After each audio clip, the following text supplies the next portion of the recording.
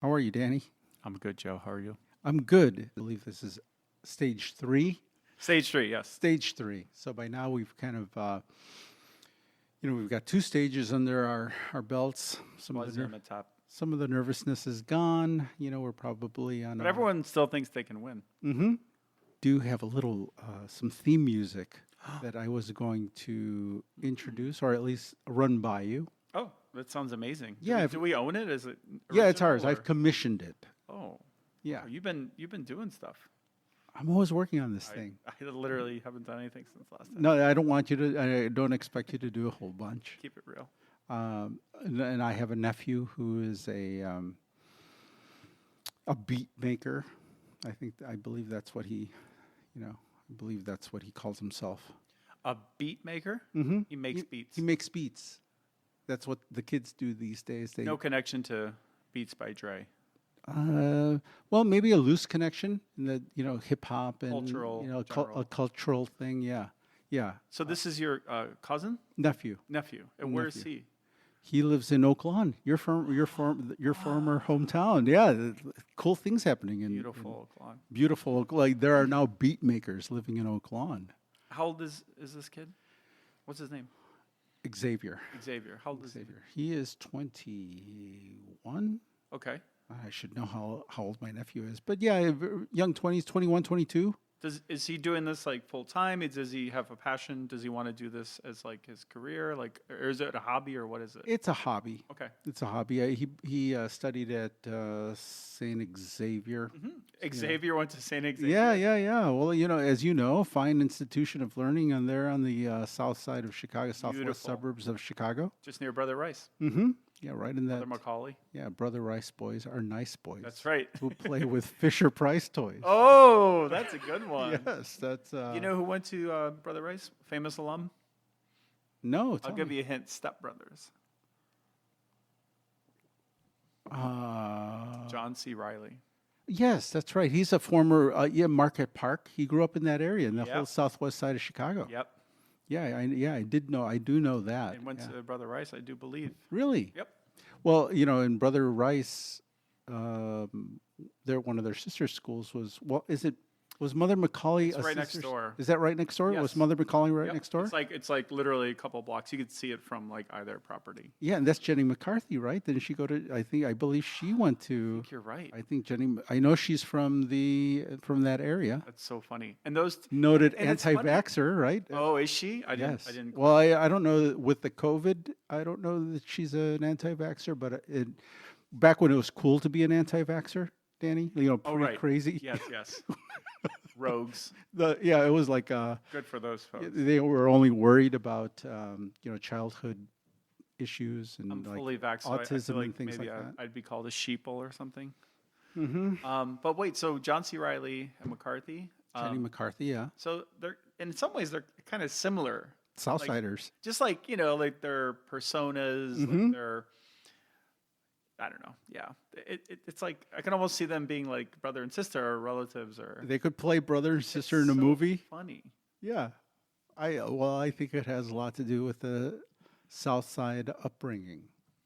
And people, like, if somebody in France is listening to this, or someone in in somewhere in England, in Manchester, for example, because this is global. I think you can download these things anywhere in the world.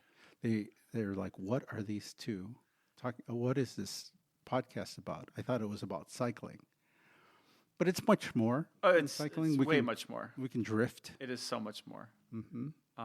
This is the kind of things that you would hear people in a bicycle shop in America talking about. You know what, Joe? I have to admit something. This Mm-hmm. is embarrassing. I was thinking of the wrong McCarthy. Oh no! So I'm vaguely familiar with Jenny McCarthy, Uh-huh. but I just found that she was, she's my age, actually. Mm-hmm. So we're very close, both 49. She was born in Evergreen Park. I was born in Evergreen Park. Wow. Little Company of Mary, and technically speaking, I guess. And then I was thinking of Melissa McCarthy. Oh, the funny one. So I was thinking of her and John C. Riley, like, you know what I Okay. mean? Like they're kind of like funny, They- jovial. So the McCarthys are She's cousins. From, she's from Plainfield.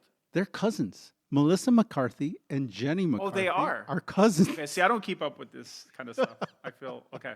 I'm learning. You should know your people, Daddy. They're from your. Plainfield, Illinois. They're so, from where those are your origins. These are literally your people. So I didn't know much about Jenny McCarthy. I still don't. Well, she was the famous McCarthy until Melissa McCarthy Okay. came along, and now it turns out her cousin, who probably at the time was not her, Jenny was technically the prettier cousin, Right. prettier, blonder By society's shallow at that time. At that time, Because we only see beauty on the inside, obviously. and at that time, she would have been termed the pretty one, but now funny is sexy. Yes. And now Melissa is now definitely has a much better The much loved persona. beloved. Beloved. So Jenny McCarthy, there's a 2013 article I just Googled. It was the first one that came up for news for Jenny McCarthy. And it's way back in 2013, The New Yorker. And the title or headline is Jenny McCarthy's Dangerous Views. That's all I'm going to read about it. But anyway, And I believe that has a lot to do with her. She was one of the first famous anti-vaxxers. now infamous. Yes. Huh. Yeah, I don't know. It's we're chatting a little bit about it earlier when we were having a bite to eat there, but I feel like I have fatigue from even just the conversation about vaxxing and I chose to get vaxxed. I don't want to. Whatever, it's easier. I don't want to disparage others. I think people probably should get vaxxed, but there's so much anger and anxiety. Yeah, and, it's too much to think bickering about. and fighting and about the whole. I literally feel like I don't care. Like just about the arguing. I'm kind of like, hey, at this point you've pretty much decided which path you're going to go down, and it seems like one of those hot button issues you just can't even really talk about in a neutral way, even to just discuss it in terms of what's actually happening, as opposed to not even having a point of view. No matter what, it's going to come out kind of the wrong way, or people will call. You can't even not care about it anymore. Exactly. So anyway, Brother Rice, Mother Macaulay, that's funny. Small. So Xavier, back to Xavier. So he's the beat maker. He's the beat maker. Now, in does the he family. have some every stuff? every family should have one. Oh, 100%. Yeah, someone who's making your beats. Who's the beat maker in your family, Danny? The closest, we don't have one. The closest would be. You have a beatboxer? I have a brother who did play French horn in band in Really? high school Well, that's close. for a year or two. So Yeah. he'd probably be the closest. We're not a musical family. Sometimes I regret that. I wish we were, because I love music. And I know everyone kind of says they do. I do love it. I love all. One thing that I think is a little bit different about me, not to make it about me, but I love. Yeah, but this show is about us. It's a show about us. ultimately, yeah. But I just mean to say, I love all kinds of music. I don't know if you would say you love all kinds of music. There's really not a kind of music I don't like. Maybe I don't listen to a ton of it, but I don't know. Maybe it's just reflective of my personality. But I can get into deep classical, Gustav Mahler. I can just go down these rabbit holes for a couple days, and then I'm like, you know what? I got to listen to Massive Attack. I'm going to listen to Massive Attack I love for me 3 some. days. Massive Attack. That's good love making music. There you Massive go. Attack. There you go. I don't know. It's just I feel like I do. I love hip hop. I love. I can get into some country. I always have to have that asterisk. Some country. Old country. Old country. Like the Oak Ridge Boys or Well, Alabama. Johnny Cash. Johnny Cash. Some Alabama. Some.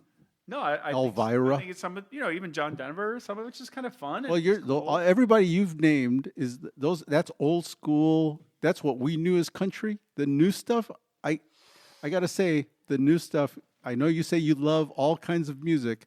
That music, If there's one kind I don't love, it's probably that. So maybe I just ruined my own. like taste Hootie? here.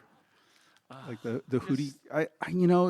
And I know. I'm sorry. We're probably losing listeners right now. Of the 16 people who downloaded Are our you last, suggesting we had listeners? we had 16 people download our Did last you? one. Yes. Was I 15 of those? I don't know if I did wonder how many of your family members were of that 16, or if you've told Does it anybody. count if I listen twice? I don't know. I should learn. Shouldn't, but maybe it does. I haven't paid too much attention Yeah, to our numbers, but I think at this point we don't need to or want to probably. the service that we use to host our podcast does feed me some information, and they'll send me an email like, "You have 50. Congratulations, you have 50 downloads." But it's cumulative. So like our test, our 1, our 2. So how many do we have? Well, we had at least 50 amongst 5-0. 50 amongst all the stuff that we did, and then the last podcast, I think we're up to maybe 20.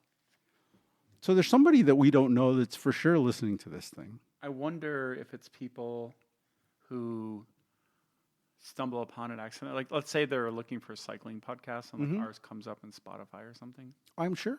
Yeah, I mean, I'm sure somebody clicked on it. I like to think it's somebody like in Papua New Guinea, or some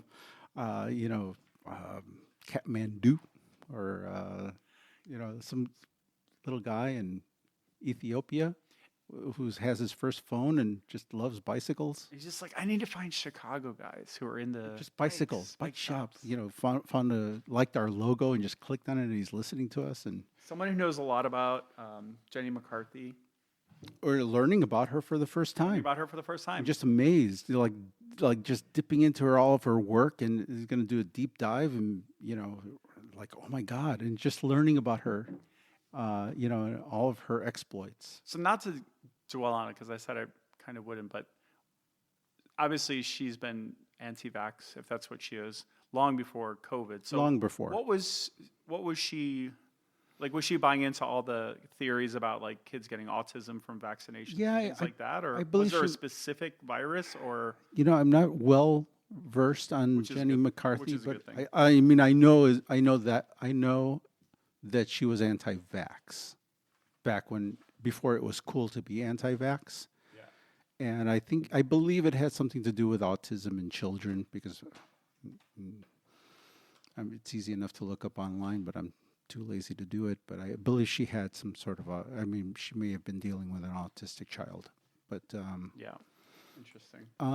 but yeah, I mean, she was a guest. She would pop up on a show talking about that. So Well, that's a good way to start the podcast. why not? Yeah. We can go in any. This is again going back to the Bike Shop Society, right? Oftentimes you'll walk into a bicycle shop at the beginning of the day. I have a lot of experience in this. Flip the lights on. Hey, how'd your day go? Oh, did you see that Jenny McCarthy on the, and, Right. we don't start by talking about bikes. We start talking about life, right? It's like, hey, what's going on with your life? What did you do last night? Right? Yes. The Did bike- you see the new episode of Ozark? That kind of stuff.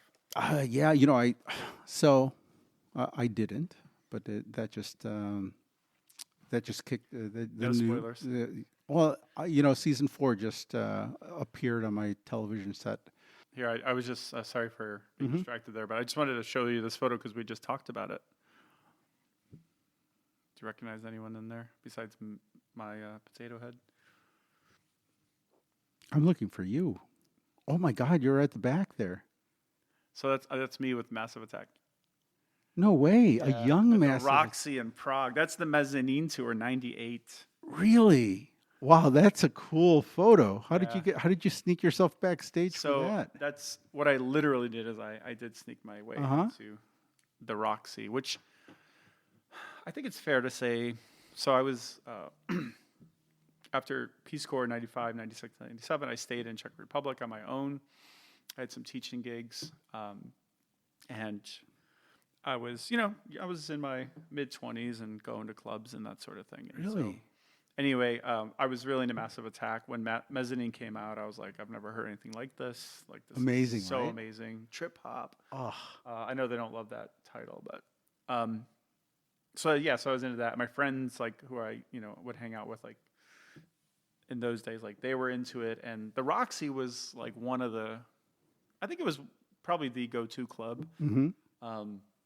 This was This is in Prague. In Prague. Yeah. So in the Czech- Roxy in Prague. Yes, in Czech Republic. And I believe it's still thriving. I haven't looked it up in a long time. Excuse me, but You look like a member in this photo.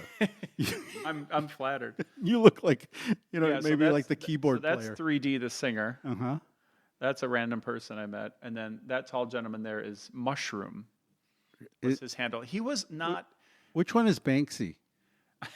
Well, some people have said that he is. Okay. But he's the main guy, and he. Well, so to tell the story, so I went to the Roxy. Like once a week, or that was just the place we went to. So you kind of Czech culture is a big pub culture. They drink more beer per capita than anyone on earth. I forget the number, but they drink a lot of beer. They invented like Pilsner and this sort of thing. So they have like this big beer culture. So the kind of thing there, if you're into such things, is you kind of go hit the pubs, maybe even have dinner at the pub, and soak it all up, literally, figuratively. And then at some point you kind of push off and you go to like a club. And so Roxy was one of the go-to places. There were a couple, I think Radagast was another one, but Roxy was a big one. And it was just very cool. It kind of always reminded me of like movies I saw, like Beach Street, like New York back in the day, like these hip hop movies and stuff, which I loved. And I was always like fascinated with that. And, I never even did that in Chicago. So anyway, it was very cool to go there. How old were you when you were there? Peace Corps, I started when I was 23 and I finished after, you do 2 years service. So then I was like 25. So this would have been like, I was like 25, 26, 27. So explain, I'm not clear on what Peace Corps is. I mean, I've heard you mention it for a long time and what the Peace Corps. So was that the Peace Corps, was that tied into the U.S. government at all, or was this just like a global organization? What is the Peace Corps exactly? It's a good question. A lot of people always wondered if it had like a military status or any kind of connection. Obviously, the word peace is in the name. Like, do they pay for your tuition? A warring peace do you get benefits faction. now? So it was started by JFK, Okay. I believe in 61. And actually, I had a girlfriend in college when I was an undergrad. Her father was like in one of the very first groups. I think it was year number 1, like when they literally just started. Her father was in it. I think he went to somewhere in like Central or South America. I want to say like Guatemala for some reason, but it was some country in Central or South America. And that was always cool. And I remember asking him for advice because I wasn't really sure if I really wanted to do it and pull the trigger. But anyway, to answer your question, so Peace Corps is a volunteer group. And so traditionally, I feel bad. I don't know a lot about how it operates now these days. It's been a while. Like I did it in 95, which is going back a little bit. But basically, you sign up for 2 years. That's what you used to do anyway. You sign up for 2 years, and then you they basically ship you. They send you somewhere around the world, wherever you're needed most. Kind of in theory, and you can do one of a variety of things. Like I was a teacher, and so I was in the kind of education sector. So you didn't know where you were going to go. You just sign up, kind of. I did know. That's probably the most frequently asked question too. So. To try to make it shorter than longer as a story. So I got interested. I was an English major. And, of course, everyone's like, don't be an English major. Like, you need a real job. Yeah. And to make it even more interesting, I didn't do the teacher track. And so a lot of English majors, I don't know what the percentage would be, but, a lot of English majors, they do teacher track, meaning they take all the English classes, but they're also taking teaching classes with that. Pedagogy, like how to teach. And so I didn't do that. I'm like, no, I just want to read novels. I want to write papers. I want to be a writer. I want to be an editor. I want to do something like that. That's what I want to do. I don't really want to teach, even though I ended up teaching for a while. But I was walking around that senior year. It was like early. I think it was like fall senior year. And I kind of didn't have a lot lined up. And, I'm starting to like, okay, this college partying and taking all these lit classes has been great, but I feel like the bubble's going to pop soon. Where were you going to school at the time? NIU in DeKalb, Northern Illinois University. Shout out Huskies. But anyway, so I was walking in the wing that the English department was in called Revis Hall, and there was a kind of a folding table, and there was a young woman there, and she had like some literature, some pamphlets, and she had like the little skirt that they put around the table, and it said like the Peace Corps on it, and I kind of approached it like in a kind of timid way, and I was like, mildly interested. I was very interested, but I was trying to feign like I was mildly interested. I'm like, oh, what's this? And was she dressed in a uniform or something? she was actually just dressed normal. Had like business attire, not too formal, but she was very warm and engaging and very friendly, and she was giving me the info, and I just kind of took it. We had a chat, and I left, and then I went home, and yeah, long story short, I just got really interested, so I finally applied, and then she happened to be like the regional recruiter person, so I ended up doing my interviews, or a lot of it with her. It's kind of a long process. You do like 3 in-person interviews. You have to write some essays. You have to do the whole physical and background check and all that fun stuff. But eventually, I got accepted, and I was like, oh my God, I'm doing this. So I knew I was going somewhere, and I was going to go right after I graduated that following spring. And they explained the process. And again, this is how they did it then. I don't know if it's still done the same way, but they were like, we're going to send you, you're going to get a letter one day, and it's basically going to have all this info. It's going to say, here's the country we want you to go to. It'll give you all this information. Now, this is like 94, going into 95. So the internet was around, but it wasn't ubiquitous. It wasn't like, people had it on phones, and, you'd have to go to the computer lab. You'd have to sign up for a time, and sometimes you'd have to wait. So you did have internet by 94. You did have some way to communicate by internet at the school. Yes. It was strictly kind of an inter-school thing, right? It was a school thing. I do remember, mostly I was going to the computer lab, as we called it. So I was mostly going there to write my papers. So I was like opening, I don't even think it was Microsoft Word. Like there was something before it. I'm forgetting what it was called, but we used some version of like Microsoft Word. And I would just like write my papers and then like do the little spell check, print them out, rush the class, that kind of thing. But they did have internet eventually, and they were connected. And so I remember going online, but it was, I would just pop online. I do remember like a Yahoo page or some version of that, and it's just a static looking page. It just has like, it's like lists of like links. So there wasn't even like graphics or pictures. It was just Yahoo, and there was like different categories. Like one was like education or like news, and this is early days. And so I think back then, like literally newspapers were putting like their print stories. I don't even know if they had PDFs going, like what they had, but you weren't going there for like breaking news as you would now on your phones and all this stuff, obviously. But anyway, so my point about the internet though, and the computers and whatnot was I didn't know a lot about a lot of countries, and maybe I still don't, but they first offered me Armenia. And I was like, okay, interesting. Love the sound of that.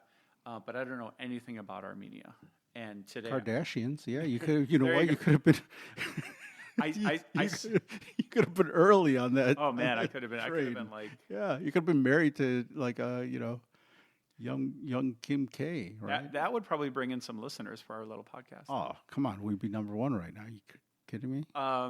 And so I didn't know a lot about it, and I tried to find out. I literally went to the library. NIU actually has a great library. It's called the Founders Library. It's one of the best research libraries in the Midwest. Great place. Northern. Yeah, Northern Illinois University. Oh. So just 60 miles from here. So anyway, I was like digging through the stacks, and I'm trying to find out stuff about Armenia. And long story short, I decided not to go, partly because they have one of these. I don't know if it's technically considered a war, but they have this ongoing conflict with neighboring Azerbaijan. And I believe it's over disputed territory, which may or not have something to do with like oil or minerals or some valuable commodity. Is that where Abdujaparov was? He was from Tashkent. Oh, he was the terror of Tashkent. Yeah. He was the Tashkent terror. Yeah. Tashkent, that's right.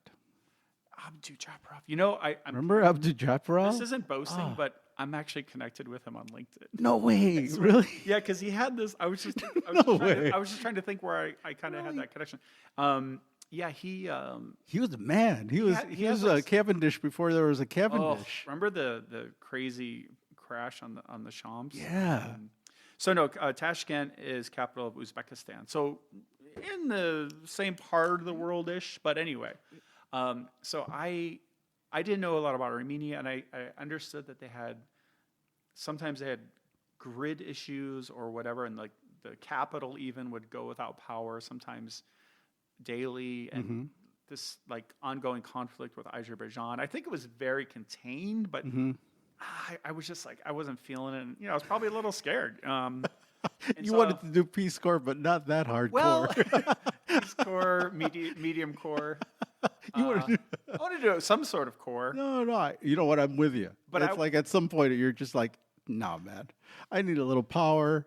100%. Like, how am I going to trim my beard? Like, no, this is. So then I got into this thing where I'm like, I don't want to look like kind of an ass, like a spoiled brat. Like, I don't want to go there. Like, I want to go somewhere else. Like, I kind of wanted to go to Armenia, but there were some red flags, and I wasn't sure. So I asked the recruiter, and by that time we had a rapport. She was very cool, and I'm like, hey, I think I like called her up or something. She was like in the Chicago office, and anyway, she's like, oh no, that's fine. What we'll do next is we'll give you another country, and they actually gave me a choice of 3 countries in that next round, and the only thing she said was, and she's like, I tell this to everybody, like, we want you to go somewhere where you think you'll be best suited and will work best for you, because that's ultimately what we want. But at the same time, I think there was a sense of like, it is a volunteer organization. So the idea is you're going to step up and go where you're kind of needed. And I was like, oh, absolutely. So I think it was like, like don't get too picky. Like, you're not supposed to be going to. You're not going on vacation. You're not going to Club Med. So. Sure. I then got offered Czech Republic, Ukraine, which, funny enough, is topical, and then what was it? Was it Uzbekistan? Kyrgyzstan? One of the stands. And so I chose Czech Republic. Huh. And I was borderline Ukraine and Czech Republic, because Ukraine I could have learned Russian, which I was really, really wanting to do, because some of my favorite writers are Russian. And I was really into Russian literature like late in my college years. I was into Irish lit and Russian lit. Like, I couldn't like get enough of it. And so I was like, I want to learn Russian, the Cyrillic alphabet, like everything. And I eventually chose Czech Republic. I'm actually glad I did, because we did our staging in Georgetown in DC. And we all flew in, and they put us up in a Holiday Inn. This is summer '95, when they had the heat wave in Chicago, when 500 people died. Yeah. And also Jerry Garcia died. That year? Yeah, and I saw him that year as well, which was just all these crazy events. It was a very eventful time in my life that year, '95. But I'm glad I didn't go to Ukraine, because we were staging with the Ukraine cohort. And so basically we went out for drinks one night, had a big party. We got all our shots. You sign your life away, and then you fly out like that Sunday. So you fly in like on a Thursday, Friday, and then you have a weekend of bonding, meet your fellow cohort. We were a group of 50 for Czech Republic, and then I think there were 50 for Ukraine, or 25 or whatever they were. But I just say that I'm glad I didn't choose Ukraine, because they eventually, pretty soon, got medevaced, and so they had a TB outbreak. And so they all got medevaced, and they had to come back and then get reassigned. And that could take like up to a year even for some people. So I'm glad I didn't do that, obviously. So I went to Czech Republic. And so I was a teacher. I taught in a high school the first year, and then my second year I was at a university. And I was in these small towns. They didn't have anyone in Prague, the capital, because they didn't need you there. There were already so many Americans. It was like only a few years after they kicked out the communists. Sure, yeah. I mean, the wall, the wall came down in 90. Yeah. No, 89. Yeah, 90. 89, and then 90, the so-called Velvet Revolution, and then 91 with the Czech Republic splitting. Well, Czechoslovakia splitting into 2. But then 95, wasn't super long after. So there were a lot of like Americans wanting to go to Prague and do that thing and write their novel and. All that kind of stuff. So anyway, they were like, obviously we don't need people in Prague. And I never thought I was going to Prague, that's for sure. So they had this in these small towns. And so other folks, we had a group of 50, I think roughly a third of us were teachers, a third of us were a small business administration. So we had folks, because they were going from communist system to an open market. And And so they needed to learn how to do all these things that So you the- do in a capitalist society. So the Small Business Administration guys were like helping people open a corner store. They would go to they were usually based in like the local town hall or the local city hall, some version of that. And they would work with the local government, and they would do they did all kinds of stuff. Sometimes I think they were working literally with small businesses. Sometimes it was just teaching them how to use like whatever QuickBooks version they had then, and just Sure. you know, like these systems that they kind of didn't have. Obviously, they're already, you know, very smart and had their own knowledge and talents and things like that. But for the open economy, it was a whole new thing. Yeah. So how to set up businesses, import, export, trading with nearby Germany, which is the huge powerhouse of Europe. Like, it was just a very exciting time. So, and then the other third was NGOs, like non-governmental organizations. A lot of folks working with on the clean water projects. There was this area of Europe called the Black Triangle, I think. And so it's, geographically, it's like it borders Germany, Poland, and Czech Republic. And so basically, I think because under communism, there were so few kind of rules and laws about pollution, you know, factories and pollution was just running rampant. And so there was so much dead forest and like ruined water sources. And so that's what these NGOs were doing. So they were doing that. You'd go to some areas where it was just acres, I don't know how many, but just whole regions that were just basically dead forest because of all the pollution. Sure, yeah. There were illegal dumping. It was just dumping. It wasn't even illegal. Yeah. It was just dumping, Right. Yeah. And so that was the third. And then other countries, obviously when you go to Africa and all the different African countries, and then the Pacific Rim, and you talk about all these other countries, obviously they have different needs. It might be quite similar. Usually teaching is the common denominator. Everything from like grade school to high school to higher ed. But it just kind of depends on the country and what they need. And it changes too. Like I was in the last cohort, Peace Corps was in Czech Republic 10 years. I was in the last group. By then, you know, they're kind of like, all right, you know, obviously we could do more here, but we're much more needed in other countries. And so what was what did the government give you in return? I mean, so they Czech government or the U.S.? The U.S. government. So you know, like if you sign up for the Army, for example, you know, you're entitled to these benefits and pay for school and get the cool uniform. Yeah, something. So was this strictly like an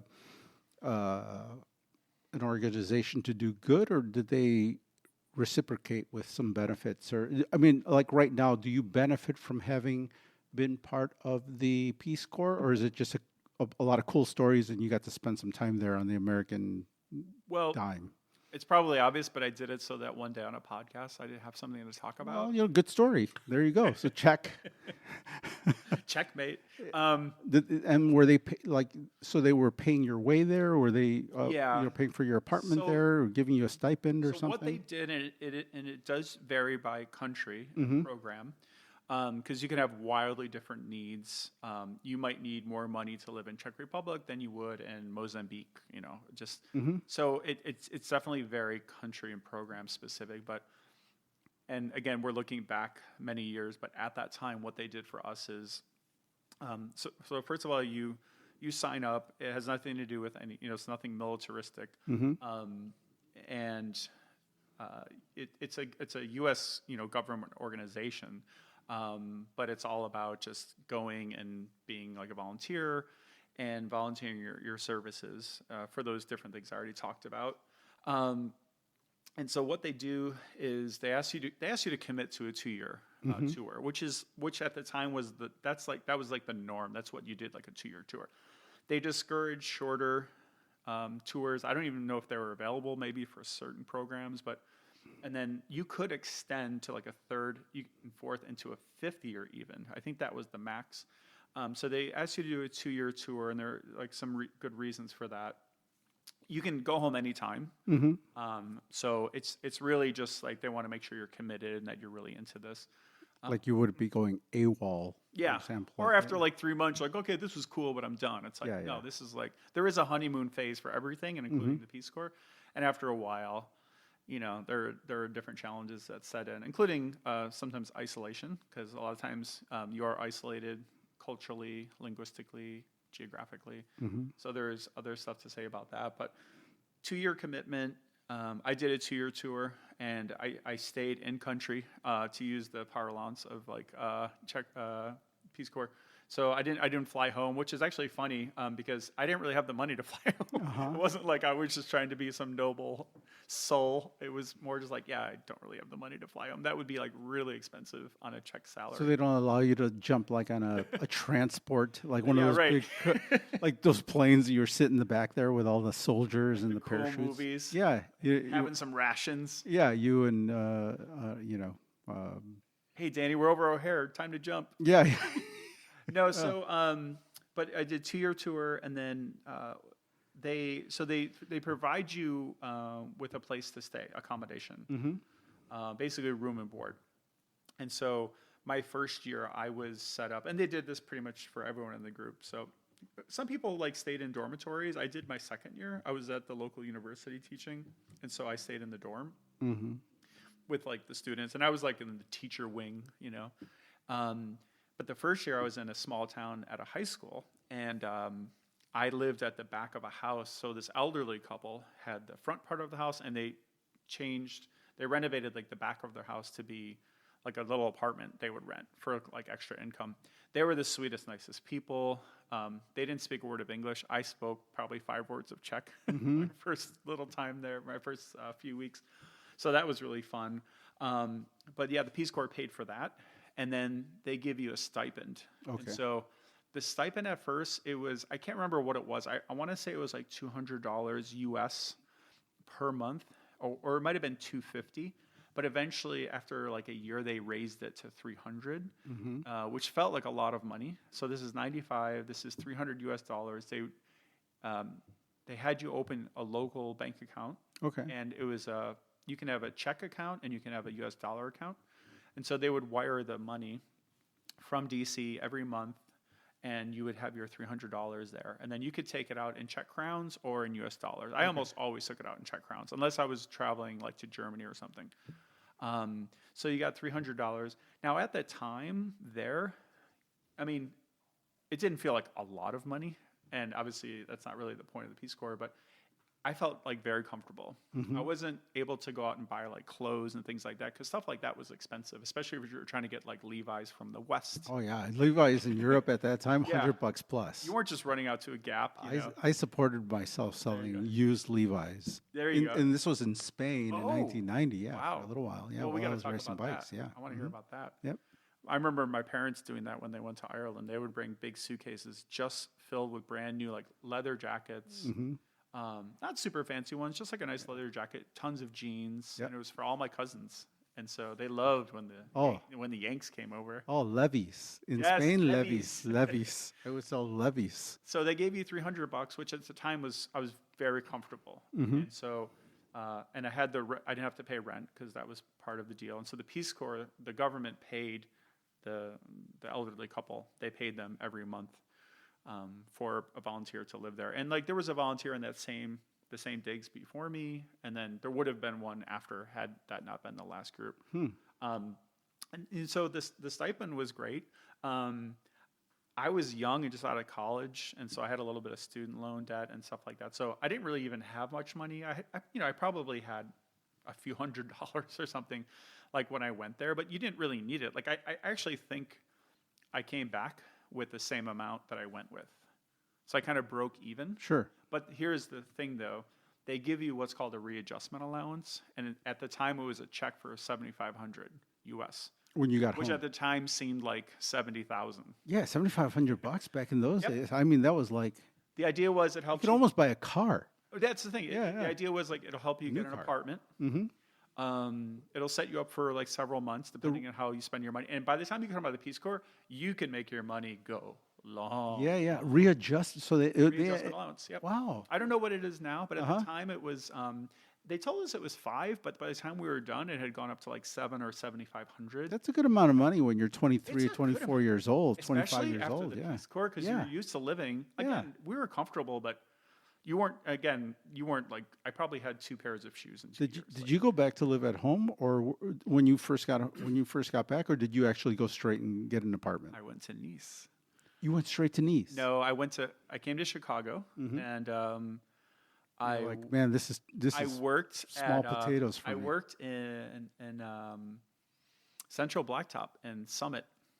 You did. And was it Summit? Yeah, Central. So my buddy Dave worked there. His uncle owned it, and he got me a summer job. I worked a night job, and I was in the ticket house. And all I had to do was take a paper, literally from a dot matrix, rip it off, and hand it to the truck drivers. So they were repaving like the Eisenhower, the Stevenson, the Kennedy, and they were one of the biggest around at the time. Those are big expressways or highways here in Chicago, in the Chicago area. Yeah. And so all night, that's when they did the work. And so they would come in for their loads, and they'd have to, weigh everything and for the. Sure. And so I would just give them a piece of paper. Literally, that was my job. But whatever, they couldn't automate it for some reason. So that's what I did. It was decent. It paid like, I don't know if it was $15 an hour or. Which was good money back at the then. time. It felt like, coming again from Czech Republic, like 1995, you're making $15 an hour. That was. I mean, right now minimum wage in Chicago is $15 an hour. So I did that for 2.5 months. It was a summer job, and then ended up in nights. You were working nights. It was a night job, yeah. So I'd start like at 9 p.m. and I'd finish at like 4:30, 5 o'clock, something like that. Because that's when they have to work. It's the only time they can really work on the highways. Paving. Got a little. I'm pouring some wine. A little vino. Yeah, well, why not? Why not? I got a little beer here, Fin de Mon. Nice little beer. Fin de Mon. Yeah, I love Fin de Mon. End of the world. End of the world. Where's that from? I believe it's Belgian. Belgian. Yeah. Oh, that's in keeping with That's right. This is a cycling-related bicycle right. show. I mean, I know we don't talk. We're talking about Europe. We're laying. Ish. Yeah, this is like. It's like we're in it for the long term. We have to kind of lay the base. This is Context, the history, all of that, the exposition. just so that people can understand that we are well versed. We're traveled. We try to be. We're bringing a little something. There's something behind. We didn't just start a podcast because we wanted to talk about bikes, but we're well traveled and it's Bikes Plus.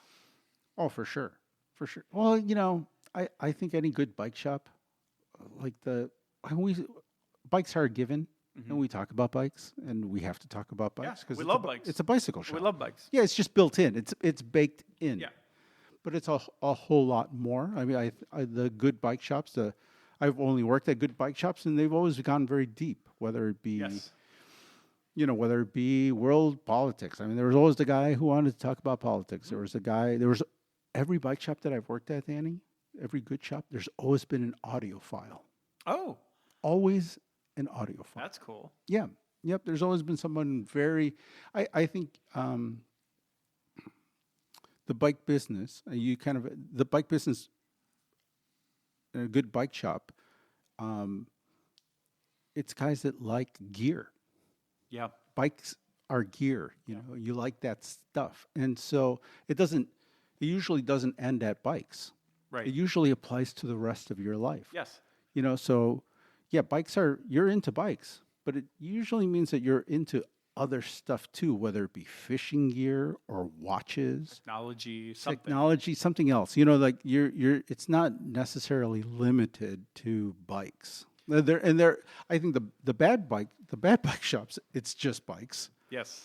But the good ones, people are a little deeper. Yeah, it's a lot of stuff. It's kind of, to use a cheesy analogy, it's kind of a vehicle. It's not the end itself. Mm-hmm. It's a vehicle for all these other things. Like for me, and we've talked about it before, it's never been just about the bike. It's about, hey, bikes got me to live in Europe, and bikes got you to live in Europe, and bikes got me to go to the tour, and bikes got you to go to the Vuelta, and bikes got me to go other states, whatever. It's a lot of different directions. I've just met so many people through bicycles. Yep. Can't quantify this, obviously, but like for me, I always have this strong sense that people who are into cycling are like really into it, and they're also really into those other things they're into too. Like they don't get a little bit into stuff; they get really into. Well, I think our era more so than and and I hate to be like, oh, back our guys, but in order to be into, No, go ahead. but yeah, in order to Please be do. into cycling in the early '90s and even in the mid '80s and early '80s, and and I met some guys today that were into it in the '70s, even before me. You had to be a bit of a geek. Right. You really had to be into it because you had to look really, really hard Yep. in order to get any kind of information regarding cycling. I had to go to a store in downtown Chicago that sold L'Equipe. Whoa. I went to I went to like a French bookstore, and they had on You had to have some cojones to walk in there. well, on Sundays, you could go find L'Equipe. Wow. They would so they would exotic. it would arrive on an airplane at O'Hare Airport, and they would bring it down, and like for $6, which was a lot of money for a newspaper back in those days, you can go buy L'Equipe. And I didn't really speak French. Was it daily or just weekly or? They would get it daily, but I would only go on Sundays because I Okay. could only, I Yeah. wasn't spending $6 a day on Yeah. L'Equipe for photos, But they sold that, and they sold El País. Nice. Which I did speak Spanish, and I could Yeah. read some Spanish, and you would get some tour coverage in that. And then sure. they sold Cyclisme. They had some of the French Yep. magazines there, and so it was to stay in contact with the sport. It was that you had to go to some foreign bookstore, Yeah. and luckily we were in Chicago, so you could access one of those. And then there was a phone number. There was like a one. What? Yes, there was a phone number that you could call, and it was $1 a minute, and I forgot what the name and the number was. And there's people that I can ask about this, but you could call, and for $1 a minute, somebody would just read off what happened at today's Giro d'Italia. God. In today's We have to Giro, look that up. yeah, and it was a phone number that we would access from the bicycle shop, and at some point. That is so cool. At some point, we got yelled at by the by the manager because Running up the bill. that charge would show there would be a $10 charge They're like, daily stop calling charge. porn. You're like, Yeah. no, it's bike racing. No, this was pre all of that stuff. It was pre, well, I guess What are you guys into? I guess your porn was via phone right. line at the Yeah, that's what I'm saying. There's a Yeah. chat line, Yeah. But this was for cycling, and you would get your racing results during the Giro d'Italia or during we really would only call we'd only get in trouble during the Tour de France because that was a daily phone call. Yeah. Right. Right. One phone call to find out who won Paris-Roubaix Wow. was not a big deal. But that was how you would get your result. I want to do a deep dive after this, but I want to see if someone has like recordings like on YouTube or somewhere. I'm sure we can find it. We will. You know what? Maybe for the coming shows. That'd be fun. Well, Yeah. we could play a couple snippets. Yeah, I'll ask my friends what the name of it was because I forgot what it was. But there was it wasn't the cycling hotline but it was a phone number. I want to say I vaguely remember something like this, but maybe I'm making it up. But that's really cool, and that was when you couldn't wait for the Villeneuve print to come out. Well, I mean that was only once a month. Yeah. At that time, or you had to wait till Winning Magazine. Isn't it fascinating? I know people talk about this a lot, but isn't it fascinating how we grew up with that, and now we have push alerts on our phone? We know when something happens like a minute ago. When you don't want to know it. Right.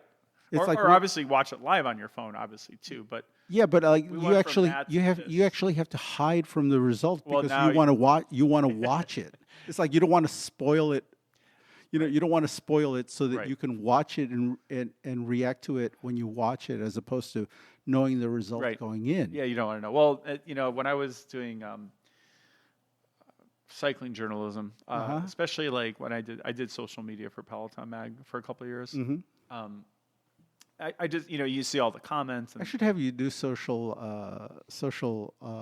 media for our show. why not? Hit up Yeah, some but- key influencers like our Kardashian. I don't Kardashian even friends. know who to like. I think it's better now, but you'd get these like folks like, oh, why the spoilers? I haven't seen the stage yet. And, I'm kind of like, wait a minute. So, the tour, like, well, everything, in Europe happens in, like 8 hours. an hour morning. Sure. And our version, East Coast, West Coast, Midwest, that's happening at like between like, I don't know, 8 and noon or whatever it is. And it's like, you're telling me that it's like 2 p.m. and you're like getting mad that you saw like the results. Oh, so you would I'm catch, like, you why you are would, you online? you Don't, would if you catch really some don't. heat. Yeah. Oh, yeah. There was, Yeah, I mean, yeah, it wasn't like the majority of people by Sure, any but means, but it was enough curmudgeons. And mm-hmm. they were like, I'm unsubscribing. The great, unsubscribing threat, which I don't think people ever did. But thank God those days seem to be over. I don't see too much hate about those kinds of Well, things. I think 'Cause it's people, like, if you didn't see it, just don't go online. I think they've learned to use how it works now. They kind of I- caught up a little bit. Yeah, I think back in those days, it was still very like people would sign on, and they didn't really understand the immediacy of the Yes. medium. You know. Well, or the- then I eventually went to all the way again, along with lots of other folks. It certainly wasn't just me, but eventually, things evolve, and then we're just tweeting real time. Like I'm doing like a real time Sure. analysis of the race. Well, analysis sounds generous, but I'm just Bartoli, or not even Bartoli. That's going way too far back, but. Nibali just won Milan San Remo, and it's You could give a fact with it. Like that's the you could first Italian win, Periscope. and there you go. Remember? Yes, Periscope. that had a short life. That was sad. I thought it was pretty cool. Yeah, that and Vine, Vine had a 6 second. Was it 6 second videos? 6 seconds, and well, there people. There's now you can. It's so Now you can go live anywhere. it's so really. funny. But anyway, to finish the Peace Corps stuff real quick, if I could. So, yeah, it was 2 years. Wonderful, best thing I ever did in my life. Mm-hmm. I don't even have to think about it. Like the best thing. Like I don't have children. If I had children, I'm sure I'd say, "Oh, the birth of my children." No, you wouldn't. But Not in private. but for sure, Peace Corps is the best thing I ever did, and Yeah. in so many ways, which I won't bore people with. But just I got out of Dodge. I was able to like do something. Sure. I wasn't spinning my wheels. I got great experience. Obviously, living in another country, I don't want to say toughens you up, but it strengthens some muscles, so to speak. Like how to like take care of yourself. Well, it changes your perspective. It certainly changes your perspective everything. coming from Oklahoma, Illinois. And then I'm in a country of only 10 million. The language isn't really spoken outside there, so I had to really like learn it. So that was very trying, but eventually I got to a point that I was quite happy with. Speaking Czech and understanding Czech. Never, great or as much as I wanted to, but just the culture, learning how to live in a different place, all of that. And, in Peace Corps, they always say, you're not going to change the world, the world's going to change you, or the Peace Corps will change you. And it's 100% true. Yeah. And, it was great. And I'm sure, you don't have to be in the Peace Corps to do this. Like, you can go live in Spain for a couple of years, like, wherever you go. But that was great. And I had a purpose, and there was structure. And it was like, I did a 2-year tour, and it went so damn fast. The first few months are a lot of fun. You do your training, and then they send you to your site. Those first few months are really challenging, but like by Christmas, because you get there like midsummer, but by Christmas, so holidays come, and I had like someone visiting me and some stuff like that. But that year and a half after flew by, like that. Is there an age? Do you get like? Can you be 50 and join the Peace Corps? Yes, we had the oldest at the time. She was the oldest volunteer. She was in her early 70s. Really? And she was, I think, half Mexican. I think she was a dual citizen. She was bilingual, and she was a Spanish and English teacher. Really? And I'm forgetting her name. I want to say Anna or something like that, but she was lovely. But we had the oldest at the time. So there's no age limit. I don't even know if there's a minimum. They used to say, I don't think it was a rule you had to have an undergraduate degree, but they preferred it. I don't know what it is now. It might have changed, but we had a whole variety of people. We had 60-year-olds who just retired from IBM, like a career at IBM. So this vast professional knowledge. You had people like me. I was the second youngest. There was someone who was like a couple weeks, younger than me. Yeah. So we had like 23-year-olds just out of college, and then I think it's skewed definitely to a lot of folks in their 20s, but we had a lot of people spread out. Like it was folks Interesting. every decade up until like 70s. So I don't hear a lot of talk about the Peace Corps anymore. I think it was certainly something that I heard a lot more, or it was more of a buzz there was more buzz about it when I was I younger. think it's had its waves. Do you remember the famous ad from like, I don't know if it was the 80s, but there's a famous ad where it's got like an African theme and there's like a guy beating a bongo, but it said Peace Corps, the toughest job you'll ever love. Do you remember that tagline? It's on YouTube. I can show it to you, but that was always the cool old ad for Peace Corps. But anyway, super cool. I loved it. To this day, I always recommend it to anyone. You can do it at any time. You can do it after you retire. You can take a break from your career for 2 years. And to kind of answer what I think you were asking earlier is, I definitely got way more out of it. Sure, a lot of good stories, a lot of great memories, but I taught English, worked hard. Like it was a full-time teaching job. Teaching is not easy. And then there's all these like projects that you do in addition to that, because they're actually like, there's like demands. So like you're going to teach and you're going to teach full time. You're like, okay. And then you earn like your certification as well. And then you also do community service projects. So you have to do X number of those as you go. But they're always so great. Like one of the things I got to do, they had this one that's like create your own project. And I was part of a group, and I'm not taking credit as like the leader of it, but I was part of a group that had the first ever women's essay contest for high school students. And so my student, she either won or got like top 3, or she won an award. She was really good, is the point. But we got to go to Prague, and then the U.S. ambassador to the Czech Republic came. It was so much fun. So we got to do all these projects. And is there a lot of downtime? Do you have downtime when you're? I mean, is there time to just kind of do? Oh yeah, we had tons of fun. Tons of fun. We'd go to the pubs on the weekends. Lots of travel. What we would do a lot is we would travel to see each other. That's the way, like, we really made it like a network, because you have to remember, we didn't have money. We weren't like popping over to Germany. I'm sure there were a couple people who did a little bit of that kind of thing, but we were staying pretty much in country. And so we would visit each other. So if I had a buddy, like my best friend in Peace Corps was this guy, Scott. He's super cool.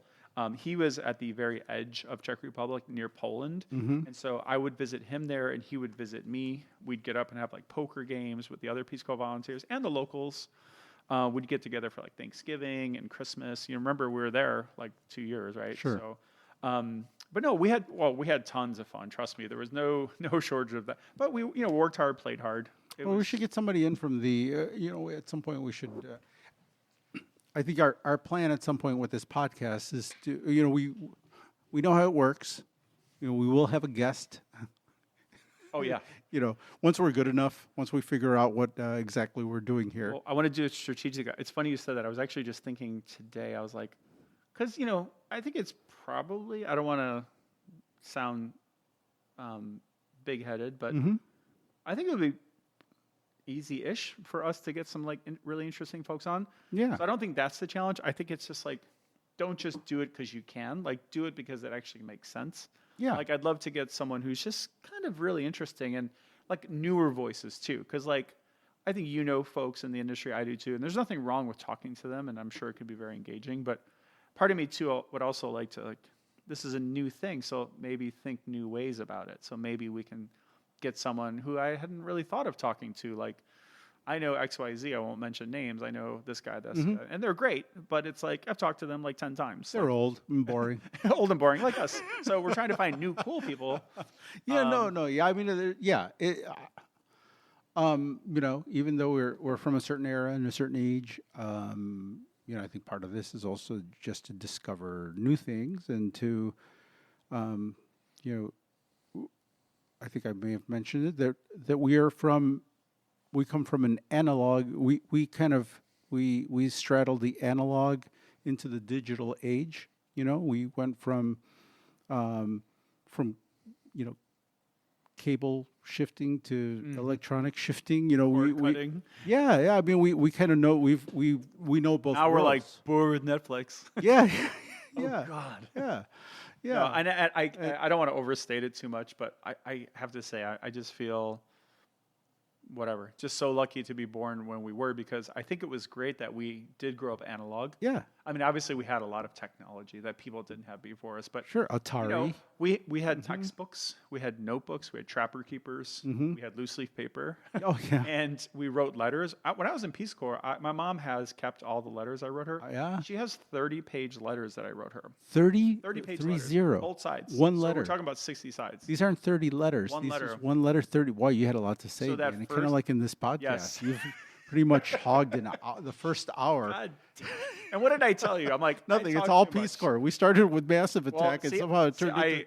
I yeah. blame you for that because you asked about the Peace Corps. No, it's okay. But anyway, I still wrote letters, Mm-hmm. and up until 2000-ish, I was still, Yeah, but and, I'm glad we grew up then. well, if you go to our website, bikeshopsociety.com, there's some photos there. And I, in order to put the website up, I had to look for a bunch of photos, which led me. I love the photos I saw. Did you? They're very cool. Well, it led me to dig through a lot of stuff, and I did come across postcards. My grandmother actually. My grandmother passed away 2 years ago, 3 years ago. Yeah. But before she passed away, she started returning a lot of things that I had given her Oh, or that she had saved, now, is that something just she did, or is that like a cultural thing? Or I don't. It's just something she did. She, I think, I think when you start getting older, because it's starting to happen to me, where you're like starting to gather things and getting rid of things, and Oh, yeah. you just kind of see things. You're like, well, what am I going to do with this? the Marie Kondo of life. Yeah, she started returning like things that I had given her because what is she going to do with them? Is she going to give it to my aunt or my dad or Right. So she's like, oh look, I saved all of these things my entire life. These are the postcards that you sent me back when you were living in Spain, Oh, and it's actually she had kept them. She had displayed them until like the very, until she wasn't living in her home anymore. I mean, she had them like. Older people used to have those cabinets, curio cabinets, Oh, yeah. with like things and trinkets, and yes. they were in there. They were like tucked away in there. If you would look in, Precious moments and yeah, just those like types of things. stuff. You would give her a statue, like a little bird Sure. statuettes and things Yes. like that. Like they're, Yes. and they were in display in some cabinet or Yes. like a china cabinet. It would be filled Yep. with knickknacks and Yep. stuff.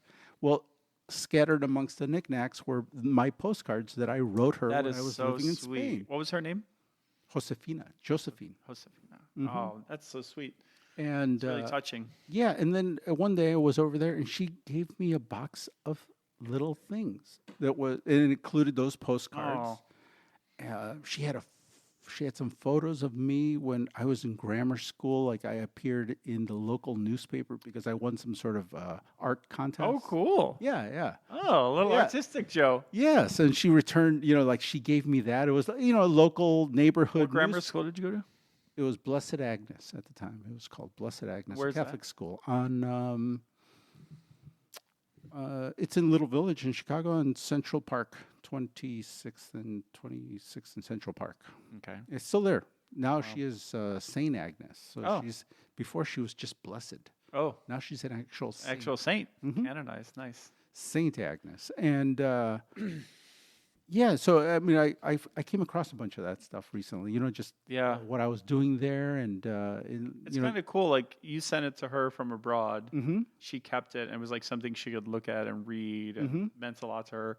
And then like she's giving it back to you. It's like Yeah. the full circle. Yeah, and now I Yeah. just came across all a little box of that stuff while I was looking for these photos. And there's also like a practical side too. Oh, you got the Sagan one of me? Oh, that's so cool. Mm-hmm. The photos, I'm looking at bikeshopsociety.com and the photos are, what do you Rotating? call it? Rotating through. Thank you. That was a good photo. Check. That's my best photo. Oh, that's a good one. It's a decent shot of me, Uh-huh. and I'm with A famous I'm with person. fucking Peter Sagan. Dude. Well, And we're drinking Guinness. Well, going back to like a current person, someone, although almost ready to retire, which is kind of crazy, Oh, right? come on. He's gonna kick ass this year. I hope so. I mean, I hope he has Got his- I hope he has a Cavendish type year. Got his new little team. Although I want him to, if he does, like I thought Cavendish would be, it was like a drop the mic moment for him to just Oh, like, right. I'm out. Well, You he's know? tied Merckx. He's got one to go Yeah, to beat. yeah. I guess he's going to try, but I don't. Well, I don't think he's going to the tour this year. Well, it's you know what, he wasn't going to go to the tour last year. Yeah. He went last minute. Well, let's So face it. I know I've been in this game too long. I don't. It was a perfect We're in storm. January. It was a perfect storm for him last Yeah. year because all those other guys weren't in it. Yeah, Right? you know, we've been in this game too long. And like this is January. Like Yeah. the tour is in July. So Come on, man. We gotta start hyping it up right now, man. Training who's camps. gonna win? Training Who's camps. gonna crash? Training camps are going on right now. What They're all stage in. will he attack? Yeah. See, we could talk cycling. It pops up. It's just there. It's always. It gets in the way sometimes. Yeah. No, Yeah. anyway, of talking about interesting things like the Peace Corps. There Yeah. you go. Yeah. Well, thanks for listening. I did A massive attack. That's massive how- attack. Oh, I never got that. So you want me to tell it you real did- quick? Well, I mean, you got off on the. Yeah. I know. got You off on want me to that. tell it real quick? Well, yes. Okay. All right. So let's go back. So, this Peace was Corps- an hour ago. Peace Danny. Corps ended. Was it Jesus Christ? So Peace Corps ended, and Yeah. I went back to Czech Republic. I stayed 2 more years. So I was there almost 4 total, just short of 4. So you went back for 2 more years went- because you liked it so much. And I went to Prague, so Mm-hmm. I finally moved to Prague, the actual capital. Of course, I had visited when I was living there as Mm-hmm. a Peace Corps volunteer, but once that finished, I actually moved to Prague, got an apartment. Just because you dug the culture. I love At this point, Prague. you dug Prague the is my favorite city. The nickname of Prague is Matka Miest, which is mother of cities. It is one of the greatest cities in the world, if not the greatest city. What do they speak there? They speak Czech. Czech. So Yes. it is Czech. Okay. Yep, they speak Czech. Czech is the language. Even a lot of Czechs have trouble mastering the language at a very high, like literary level, Wow.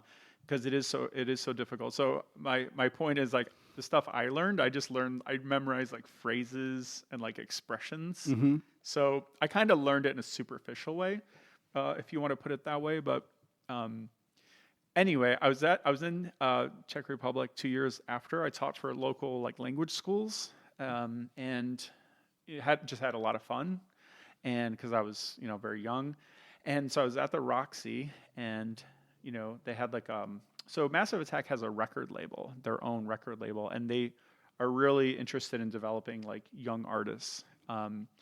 And I'm just drawing a blank on the name of the record label, but they basically had their tour, and they were coming to Prague, and they were having an after party to promote their record label at the Roxy. And so they had the concert, which was in a large venue, and then that was great. Just had like kind of regular seats, and there was the after party. And so we went to the Roxy, and turns out it was a madhouse. Like you couldn't get in. Like I don't think you needed tickets, but it was just like first come first serve. And then at some point they just had to stop letting people in. It was packed to the gills. And this is a big club, so this was like huge. And so I'm like, oh God, like this is really disappointing. I really wanted to go into the after party. Sure. So I was with my buddy, and he was kind of insistent on like staying where we were, because we were kind of like in line, but the line was like starting to like really fall apart, and people were just like crowding all around, and I'm like, I'm gonna try something else. Do you want to go with me? He's like, no, I'm gonna stay here. So I walk to the corner, and as I'm walking to the corner, I see a taxi pull up. I'm just kind of staring at it just because I'm walking that direction. And who gets out? It's 3D, Daddy G, and Mushroom. So the 3 kind of key dudes in Massive Attack. And I'm like, oh my God, that's Massive Attack. So they're coming from the show or wherever they were. And so they walk in the side door. And there's a couple like of their entourage, like a couple people and a couple young ladies. And there's like 6 or 7 of them. They walk up these little steps into this side door of this club, and there's like a bouncer type person, although they looked more like they were just like managing the situation. They weren't really bouncer types, really. So I'm like, I'm just going to do this. So I walk behind them as if I'm with them. Well, you look like you're in the photo. You're dressed like one of them, which all is basically black just and- black. yeah. It's all black. It was really hard. Yeah. And also you look, you're of Irish descent, which So I have the nice pasty Well, skin. you do look pasty, kind of It's like gothic-ish. like all of them. You look a little goth. And So I walk in behind. I'm just trailing behind. I'm Sure. just trying to play it super cool. Yeah. And I was kind of like pretending I was distracted by my phone or whatever. And they're like letting everyone in, and they kind of stop me ish, not really, but they're kind of like, you're with them, and I'm like, yeah, I'm with them. And we just walked in, and next thing you know, we're in the VIP room. And so it's just, you've seen all these things Yeah. before. A lot of people have, but there's like a big there's a big thing of beer on ice. There's like cocktails over here. There's some dude smoking. Cold cuts, and there's somebody. Yeah, there's yeah. There's No, like yeah. hors d'oeuvres, and Sure. there's some guy like smoking something that maybe is like a spliff, who knows? And there's just like little couches. It's just the chill out room, VIP, and Hashish. yes, It's there you go. Generally hashish. Hashish, Oh, yeah. back in those days, yeah. Could have A lot of been. hashish. That made me think of Midnight Express. Oh, the hashish. You've seen that Oh, movie? Europe. I love You seen Europe. Midnight Express? Yes. That just made me think of that movie. But there I am, and then I start to like panic a little bit because I'm like, wait a minute, now there's just us in that room. Mm-hmm. There's like no one else, and so I'm like, they know I'm not what supposed to be with them. Sure. No one said a thing. Everyone was super cool, Sure. and I ended up hanging out, having some beers, and there was a little door that gave you access to like a balcony that overlooked, as if you were at the opera, the whole club. And so they walked out there. I kind of was like hanging back a little bit. I didn't want to like push it. But then like next thing you know, like the DJ's looking up and he's like, hey, and then they shine the light over and Yeah. the whole crowd goes crazy. It's massive. And I'm just kind of like hanging out behind him and I'm like, I can't believe this is happening. Yeah. Had a great time. They were super cool, super chill. I'm sure they were all an influence of something. Sure. And he 3D. I wanted to be cool. He was very chatty, and I was just, hey man, great show, awesome, love it. How's everything? And he was very cool. He's like, yeah, it's all good, mate. It's all good. Yeah, he's from not Brighton. He's from Bristol. Bristol. Thank you. And I asked him for his autograph, and he gave me his autograph, but he drew little. Really? So I don't Very know. Do you know- Banksy-like. do you- Very you know Banksy-like. the story of Massive Attack, how they met? So Oh, 3D met Daddy G, I believe. They both were locked up like overnight in the local jail or something. This could be a little bit off, but I thought it was something like they both got busted for doing graffiti. Really? And they met when they were both brought in. And they were like, hey, like we should do some stuff together and hang out and whatever. It's something like that. Really? And so he actually drew, and I still have it somewhere. It's like in my desk, but Mm-hmm. he drew I had this little notebook I would carry around with me. Mm-hmm. And I have like 15 of them for my Czech Republic days in my office. And you have the. Yeah. And That so might. You they're know little what, drawings like NFT. Danny? You technically that thinking might be NFT. an original Banksy. Oh, well, if the rumors are if it's true. true, If the that would be rumors are worth true. Maybe dollars and hundreds of dollars. There is a lot of talk about. I mean, I've stumbled on a couple of blogs and things where they tie him and Banksy. I've together, seen it. Right? I've seen it. Yeah. Yeah. So, but it was super cool. Mm-hmm. Hung out for it was like a couple hours. Wow. They were doing some partying, which I wasn't interested in doing. Yeah. I'll just say that. I just had like a few beers, and it was all cool. They were super fun. Just to be around it is always And very interesting. He drew some cool little. I'll show them to you after. I have- doodles, I have some Yeah, doodles. just like so. Yeah. His graffiti, his album covers. He's done his own artwork for a lot Uh-huh. of those. And you have those. Oh, I have them. I'll show them to you after this. Wow, you got to put this those in a rambling. frame, man. Those are. Yeah, I know. I should. I mean, that is. I've scanned them. I have them digitized. So to Okay, speak. so yeah. Sounds like such a fancy word. I just scanned them, but But those are original. You know, and it says like 3D. Like you know, really. yeah. He signed it and everything. Yep. Really. Yeah, and Daddy G was like super cool. That's Daddy very G, I'm cool. 6'2", he was like 6'7", Mhm. and he probably weighed 140 pounds soaking wet, and he Wow. was just like the coolest dude. He's like, oh man, it's all good. Danny, you had quite the hip hoppy. I've seen them, like- graffiti experience there. I saw him in France. I saw him in New York. I think I've seen him 6 times maybe. Mm-hmm. I love Massive Attack. not to be left out, Danny. Have you seen him? I spent some quality time with Keith Haring. Ooh, Back in the day. no, are you kidding? No. Mm-mm. You're kidding. Wow, Yeah. Yeah. dude. How can you tell me the story? I want to. Yeah. He. That's amazing. I was heavily involved in the. I'm sorry, but that trumps Massive Attack. No, I think that's very cool. But you know what? Bearing is the bomb. Yeah, Keith. I was heavily involved in the graffiti scene and the early hip hop graffiti scene here in Chicago. I didn't know that. Back in Were the you day? doing graffiti? Yeah. Mm-hmm. Joe, how come I don't know anything about Well, this is, you know what? This was prior to my cycling. This was prior to cycling in bike shops. So it's funny the way that I got got you off the street, it did out of the alley? bikes. absolutely it did. Holy It cow. absolutely I got had me. no idea. Yeah, and you know that it was my way out. It was very important in my life because I was getting in a lot of trouble during those years. Oh. You know, wasn't doing well in school. I was, you know, early hip hop. It was a cool scene. It was a, you know, in Chicago, the hip hop scene in Chicago was not very big. It was pretty, you know, it was young. Did you know. go to those like hip hop shows at the Riviera and stuff? This was even prior to that. I went to Really? the first. There was a thing called the Swatch Watch Fresh Festival with the That's hard to say 5 times fast. Run DMC, the You're kidding. Fat Boys. Do you got like documentation Houdini. of? Do you have like photos? Do you have like notes? I'm just curious. Like, I do. no, I'm just curious. Like, that sounds awesome. It's not that I don't believe. No, it. no, no, no. I'm just saying, like, I do have- memorabilia. Like, Yeah, that yeah. sounds I have a awesome. handful of photos of at some art galleries. I have. I was at it. I did some shows. I had some artwork and some shows. Dude, I love that. Yeah, and I was like super involved. Like, and so it was primarily the really cool scene was up on the, you know, it's always on the north side of Chicago.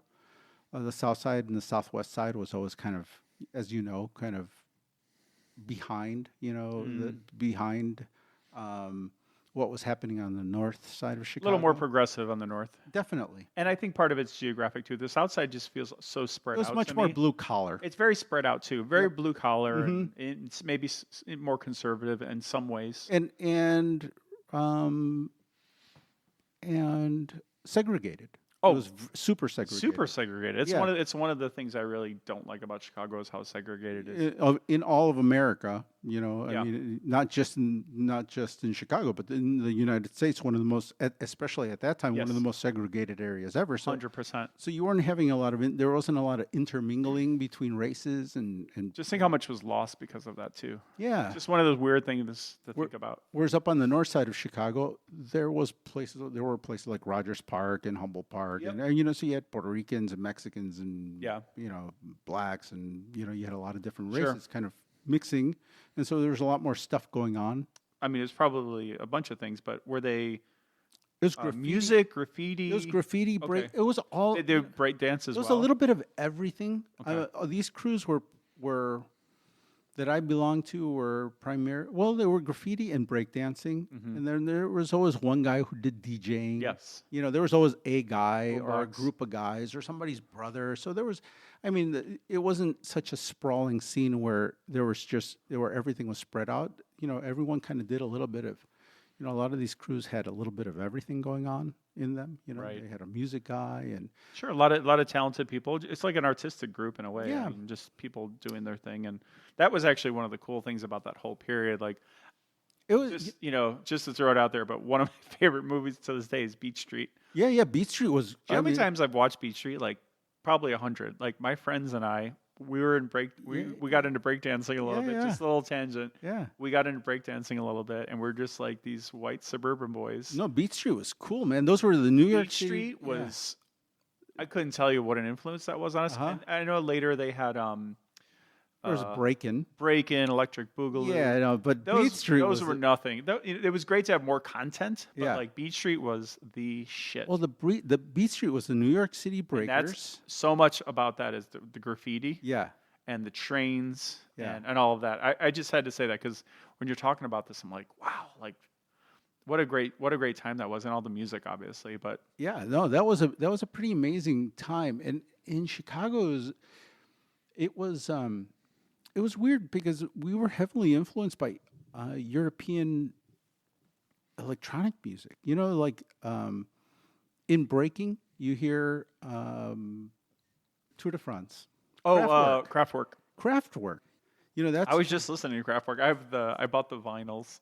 but it's very odd that, you know, it was That like, is odd. It was a hip hop. It's a song. cool cross. I mean, like that. you know, that was like they were very influential in the Oh, man. American hip hop. They are so underrated. I kind of like it actually. Yeah, it's like what are a bunch of like hood kids, because we were like, Right. a bunch of kids in the hood And listening there's to this- Kraftwerk, Yeah. and we were listening to like, you know, there was just like Italian disco.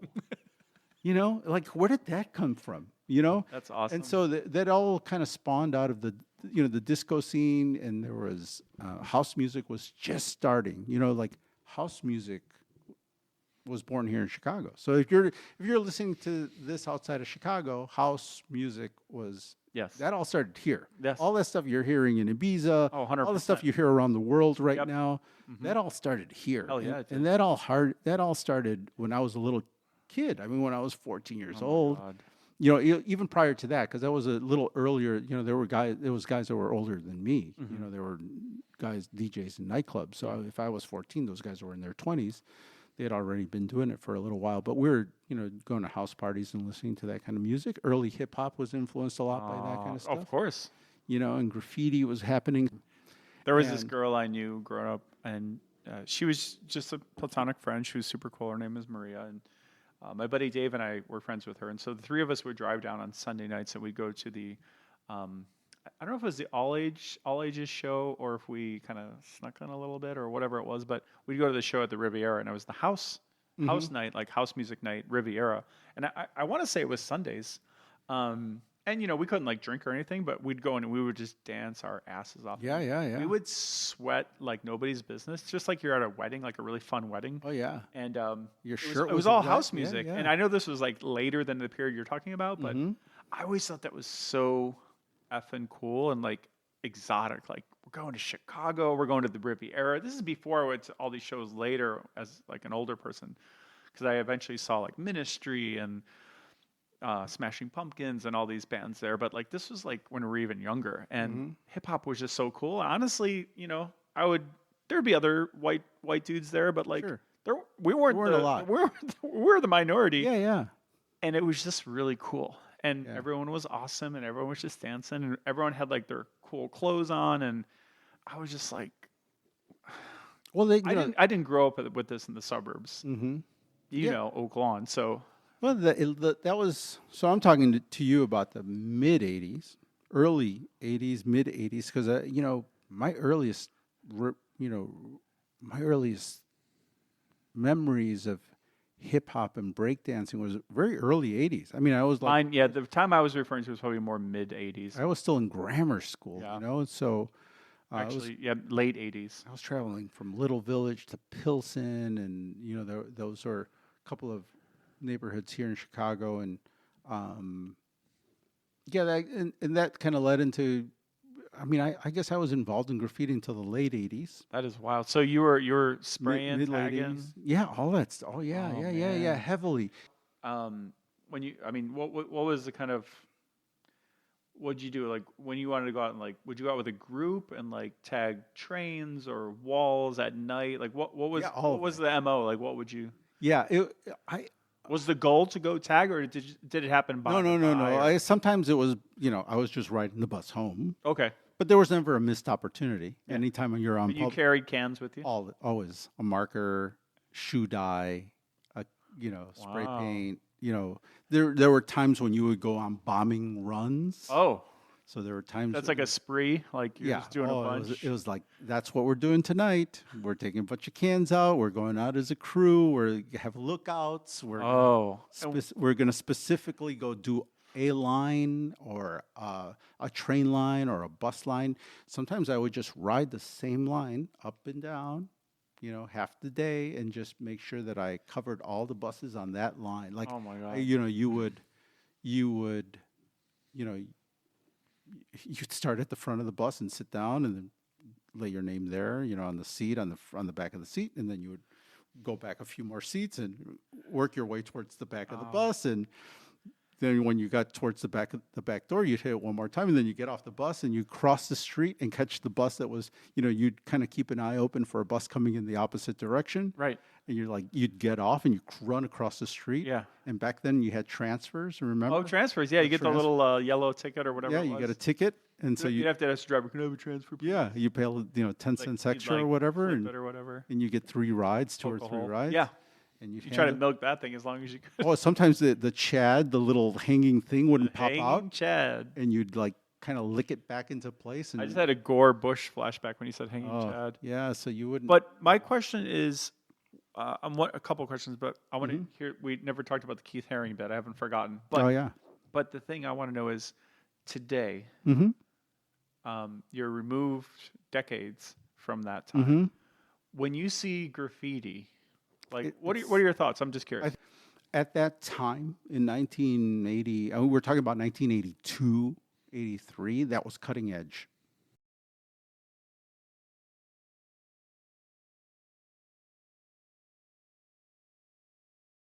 Whoa, sorry about that. We lost the last 5 minutes of stage three due to some technical difficulties.